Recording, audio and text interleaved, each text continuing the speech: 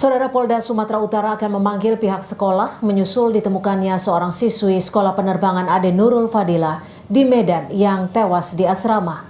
Kabid Humas Polda Sumatera Utara, Kombes Hadi Wahyudi menyebut rencana pemanggilan setelah polisi menerima laporan resmi dari keluarga korban. Proses ekshumasi juga akan dilakukan sesuai dengan permintaan keluarga korban guna mengungkap penyebab kematian korban.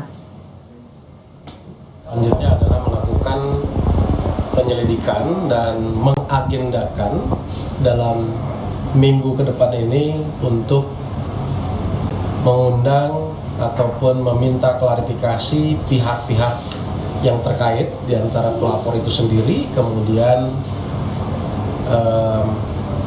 lembaga atau pihak kampus yang menjadi tempat yang bersangkutan selama ini melakukan atau melaksanakan pendidikan.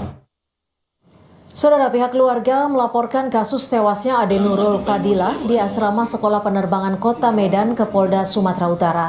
Keluarga menduga meninggalnya Ade bukan karena sakit kepala, namun karena tindak kekerasan. Hal itu terlihat dari adanya sejumlah luka lebam di tubuh jenazah. Pihak keluarga meminta polisi agar jenazah Ade Nurul yang belum pernah diotopsi untuk diekshumasi. Dugaan ada tindak kekerasan. Saudara, sebuah bangunan di Pasar Wamen